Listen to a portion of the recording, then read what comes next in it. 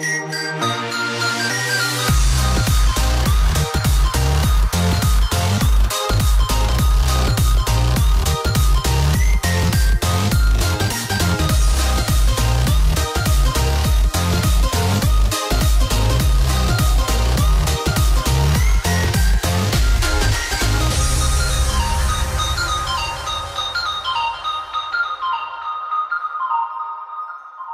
everybody, welcome to Nunu Wako Show. Today I have a very special guest for you. I'm actually here at the office of the Mayor's Office on African Affairs, and I have my guest. His name is Mamadou Samba.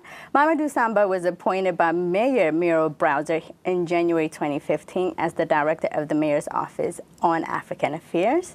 He's originally from Dakar, Senegal. Mamadou was a former commissioner of the DC Commissions on African Affairs, a role in which he served as the strong advocate for African diaspora communities. Mamadou, thank you so very much for joining me today. Thank you for having me. So, you know, you have an extensive background in dealing with African issues, but give me a little bit of background on you. Sure. I, as you mentioned, I'm from Senegal. Yeah. I came to the U.S. at a young age, and because of my inability to speak English fluently, I went back to high school in order to master the language and sort of get a track to eventually go to college. And I lived the life of a typical immigrant in Atlanta, hanging out on the sidewalks and playing soccer and working in flea markets and fixing watches and selling T-shirts. Yes. But eventually I decided I needed to get an education, and I made a sacrifice to go to college, and where I studied political science. And after I graduated from the University of South Carolina, I went back to Atlanta and tried to enter the job market with all of its challenges that it came with. So through my graduate degree, I came to the city through the Capital City Fellows Program, which recruited students with graduate degrees to come in and work for the city. And through that program, I was able to study my first job here in the Office of African Affairs as a fellow, and eventually rotated out and then came back as the director of the office. Wow. You've had quite a journey, but it seems like you ended up where you need to be. I believe so. I mean, I'm very passionate about what I do. Yeah. I'm very passionate about the work, and as being an immigrant has been a very good preparation for this job. Absolutely. Because now I'm able to use my own experiences. As when I was an immigrant looking for jobs, nobody will give me a job because I didn't speak the language, or because my degrees were not recognized, or because my friends or people in an area had similar challenges. So all of those come into the picture when I'm in a position where we are thinking about programs and initiatives to help those communities. So it is the right place in a sense. It allows me to give back to my community, which is very important. As you know, that the Mayor's Office on African Affairs was established in 2006. Before then, there were no offices anywhere in the nation servicing Africans and meeting their needs. Can you tell me a little bit of those challenges, in correlation of yours as well? No, I mean, as in the 90s, late 80s, early 90s is when you saw a large number of African immigrants come to the United States. Before that, during independence in the early 60s, it was mainly diplomats who came to study and people in the upper class. And so as we went through different immigration laws, and sort of opportunities start to open up for immigrants to come in and live and work, sponsor their families to come. But when they do come, it comes with a set of challenges. Right. For one, like in my own case, for example, you come to the U.S., you hit with the sudden culture shock. Right. It's a big country, you don't speak the language, you don't understand the culture, you don't understand the mannerisms. You don't like the food. You may not like the food. Yes. I like cheeseburger when I came. But I mean, it's a very difficult place to, when you first come in and you don't have the structure, you tend to be lost in such a big world. Right. And so it is important to have an office such as this where, as African immigrants, we understand the challenges when people come to DC or come to the United States. They don't speak the language. They struggle between their own culture and a different culture, their own identity versus a different set of identities. All of those things get lost in between.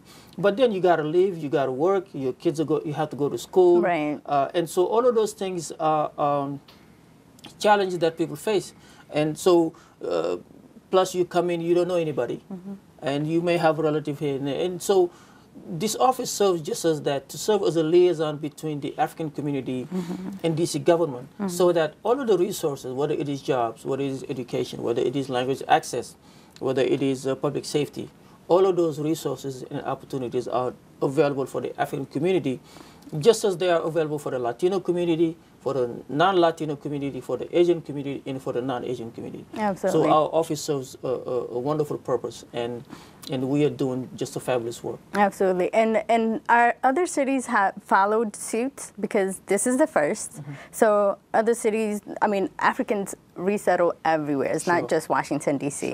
What are some of the other cities that have created an office to service the African need? I don't know of any office that has I don't know of any city that has an office on African affairs, but they are, Montgomery County, for example, have an African advisory group, Yes, yeah. and they have a liaison. Philadelphia may have something similar, but I think we are the only office of its kind at the municipal level that serve the African community. So we're still kind of underserviced. No, say that again? We're still underserviced, because if this is the only city, and there's large Africans that live in New York, that live in Atlanta, that live in Los Angeles, Minnesota. Exactly. So how are those states meeting the demands of their constituency? Well, through a combination of different things. They work very closely with nonprofit organizations. Some have an office. For example, Baltimore has an office of immigrant affairs, where it's one office and they serve all immigrants together. Okay. But I mean, we are the only one that has it focused on Africans, Latino, and Asian. But more and more of those, more cities are actually reaching out to us. Last year, I contributed to a report from the Black Institute where they wanted to make the argument to the state of New York to create an office on African affairs at the state level and also at the city level. They reached out to us. They wanted to understand the services that we provide, how we do it, how we deal with language access, how we deal with capacity building. And Philadelphia, the same thing. I'm in touch with a lot of African leaders, they're policymakers, and they like our model. Right. And so they are more interested in doing that. But so this area is very unique because New York has the largest number of African immigrants, 212,000. This metropolitan area, we have the second largest, 162,000. But DC, we have 18,000. So we are playing key role in we are being used as the model for other states and for other cities. Well, that's great to know, because, you know, I mean, as you mentioned earlier, other ethnic communities are well established and they're well funded. What are some of the challenges that your office is facing in, you know, pleading your case that Africans also need to be well funded, because we do contribute to the city's economy, its well-being, its vibrance. You know, I mean, there's plenty of Ethiopian, Ghanaian, Senegalese, and I mean, Liberian restaurants all over the city. So how are you making that argument for more funding? I mean, we are making the argument pretty well. I mean, you know, the important thing is not necessarily the funding, right? I mean, the most important thing is we know we may not have the money personally, but we know the money is available. And so we just have to make the case of justifying why we need the resources and for why do we need it. For example, last year, I mean, I can name you a couple of projects where we don't have the money, but we're able to do it without the money because we partner with the bigger agencies that were able to do that. So for example, last year, we partnered with the Office of the Chief Technology Officer. And we partnered with an organization called Coders for Africa to launch the very first African Diaspora Coding Academy in the entire United States. Wow. And we are training 120 Africans every Saturday on computer coding, how to develop mobile application, and web and software development. That's the case that we had to make because we had to justify, we had to explain the fact that Africans, immigrants, many do need to acquire those basic skills. Absolutely. Or technical skills to be able to get decent job, to have a pathway to the middle class. So, I mean, it's a perfect case where the funding may not necessarily be available, but we were able to, and this program also helped not just the community, but it also helped that agency. Absolutely. Because that agency has as a mission to bridge tech divides. And so you need to bridge tech divides in underserved communities. And so that's a program that we took from them and extended to our community. We did the same thing with the Diaspora in Dialogue film that we produced. Absolutely. Perfect example. We had access to a full studio, millions of dollars of equipment, staff who were able to work with us to produce a film that the money that it costs we don't have, but we did a good job at partnering and justifying why we need that.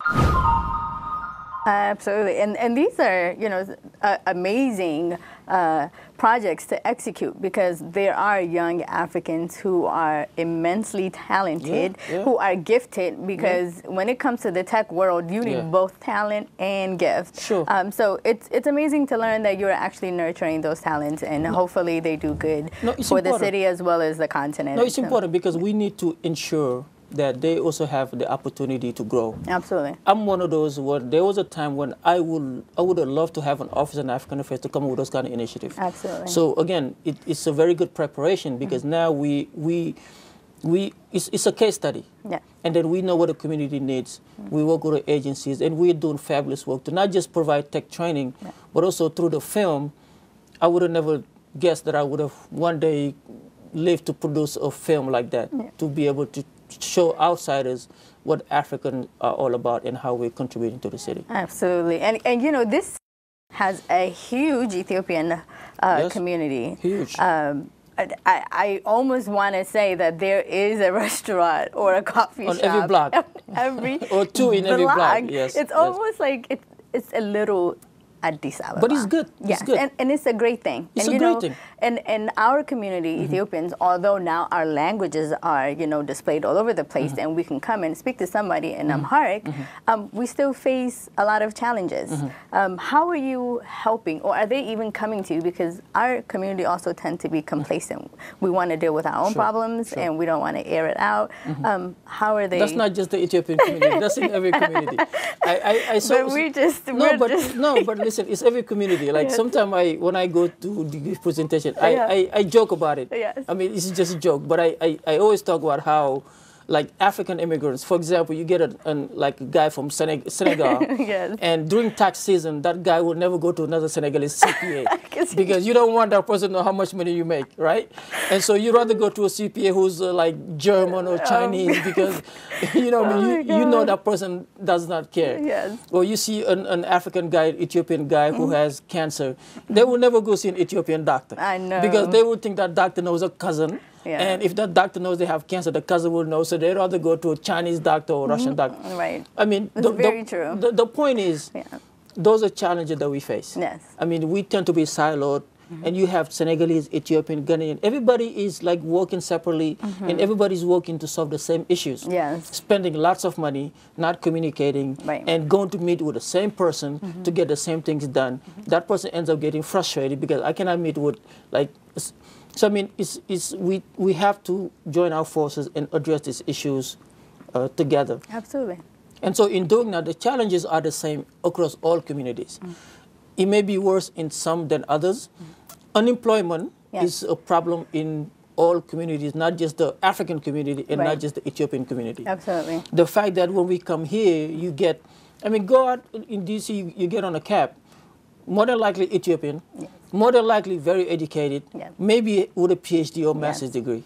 And so that person is only doing that because when they came to the U.S., their PhD is not recognized, or whatever skill they had back home is not recognized. They have to go through the process of getting that translated, recognized, recertified, accredited. That takes 2 years. It does. Especially when they ask you to bring a copy, sealed transcript in Ethiopia. Where are you going to get a sealed transcript? Exactly. It doesn't exist. It doesn't exist. Exactly. So you waste a year or 2 years. What are you doing in between? You go get a job. Absolutely. And then you end up getting stuck there. So those are the challenges that are common in all communities. Absolutely. And you know, and I'm glad you brought that up because I want to talk to you about the homelessness. Okay. There are a lot of Africans that are homeless here. Yes. And it's the factors are a lot. It's lack of job, it's lack of opportunities, not having families. But how is the office helping them at least get their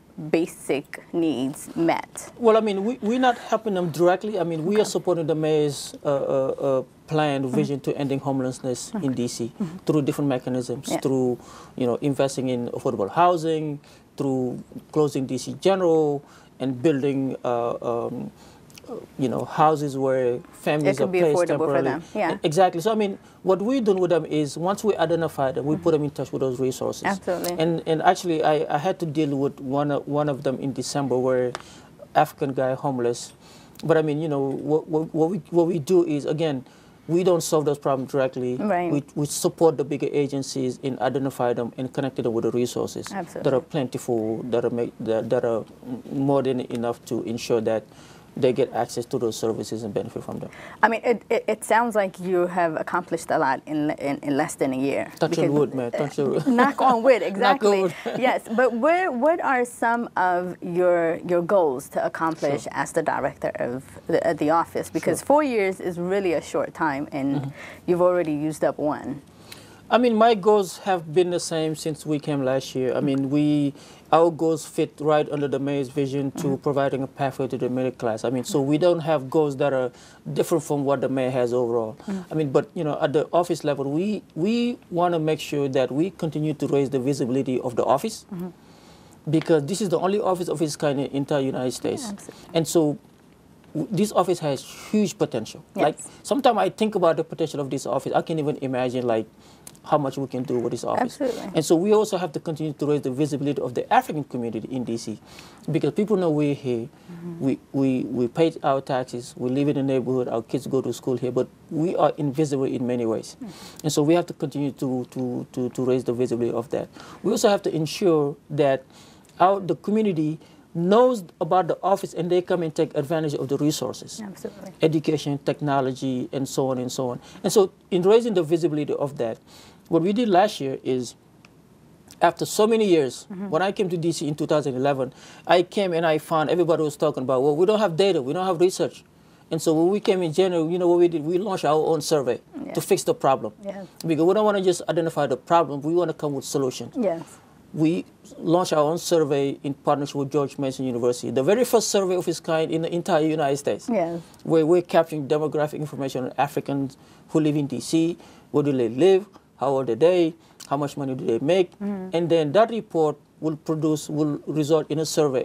That survey will result in a report that policymakers can use and understand the needs of our community, and to be able to I guess, use as a way to put to create forth resources policies, to solve those problems. That's very true, and I'm glad you touched on that, because I think one of the ways you are also bringing visibility and you know, creating awareness that Africans not only live here but also contribute to the city is you just screened a film entitled Diaspora in Dialogue. Yeah, Diaspora in Dialogue. Yes. Tell me a little bit about that and how was it received? So the film is just about it. I mean, one of our program areas is multicultural awareness. This is where we organize our festival. Yes. And so the film fits under our multicultural awareness program. And so the whole goal was exactly what I just said. What can we do to raise the visibility of the African community and promote dialogue on our issues, our needs, and our existence? People have to understand that we contribute to the city just as much. Yes. So we identify 6 African. And it's not about the countries that they're from, it's about the story that they have to share. Absolutely. And so each of these, including myself, have wonderful stories of struggle, challenges. One is a student, one is an artist, one is a lawyer, immigration lawyer, and a vocalist. One is in the academic field. So each of those, we gave them an opportunity to tell their own stories from their own voices. And the purpose was also for us to tell our own stories. Because as long as I can remember, somebody is always telling a story of the stories of Africans except for Africans. Yes. So let me tell my own story. Yes. Like, let me tell my story. Our narrative is very important. Hear it from my own voice. And you know, there's a saying in Africa that it is always the hunter that tells the story. But if the hunted tells the story, it becomes a different game. Absolutely. So the goal was to create a platform where we can showcase the diversity, our contribution. And we did just that. The film was screened last week when we hosted our Black History Month, and we had over 180 people attended. And the reaction was super positive. That's people fantastic. were really glad that we, for the very first time again, we brought a project like that to the community. Absolutely. And, you know, and I think that also not only creates awareness, but it also educates the D.C. society It does.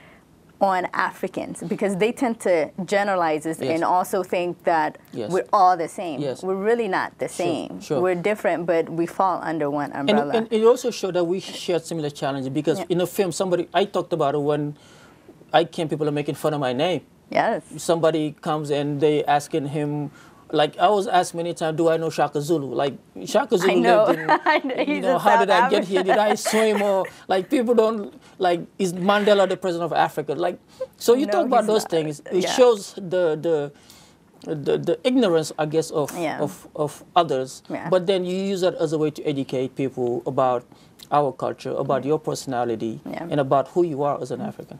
Yes, and you know, the one thing that I also want to address, while we're also fighting for the existing Africans, there's also newcomers every day. Yes. And oftentimes, they don't know where to go. Yes. Even if the family know this office exists, they don't often think about it. Yes. And there are so many different sister cities that are partnered up with DC. How is your office using that to the advantage of the newcomers, to inform them before they get here, hey, we are here? And how are you even, you know, is there a relationship with the Embassy of America in different African countries?